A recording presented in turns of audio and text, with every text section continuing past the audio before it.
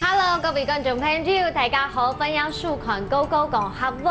今日民主而來教大家做料理了。今天呢，我們就是要用這個翁鋪，也就是南瓜，是2個翁鋪盤會有吃得到媽媽的味道哦。今天我們要先把它爆香，等下蒸煮出來的南瓜飯呢才比較香。好，我先放一點點蒜頭跟蝦米，不能夠缺少的就是香菇，一起下去爆香。好，香氣已經出來了。接下來呢，我會放我的準備一點點的瘦肉。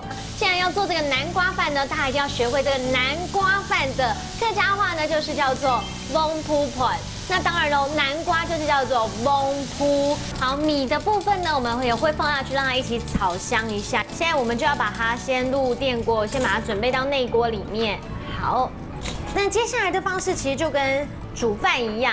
好，我要把它放進到電鍋裡面去嘍。電鍋呢，也是我們今天要教大家講的一個詞，就是叫做田煲。田煲。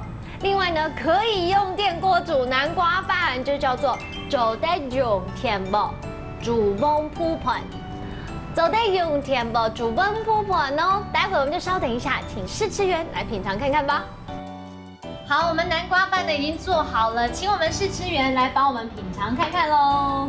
好吃嗎？我覺得還不錯，而且還蠻甜。真的哦。你是客家人嗎？不是哦。OK， 那你知道南瓜飯的客家話呢，就叫做翁鋪盤。翁鋪盤。翁鋪盤。翁鋪盤。那你猜看南瓜的客家話呢？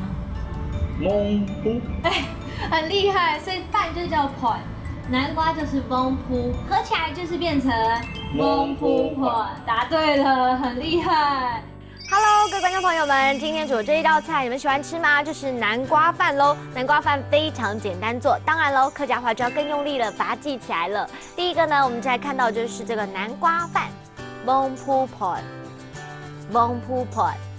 第二個呢就是電鍋，田煲，田煲。第三個來學來整句話哦，來考就是可以用電鍋煮南瓜飯，就得用田煲煮翁鋪盤，就得用田煲煮翁鋪盤。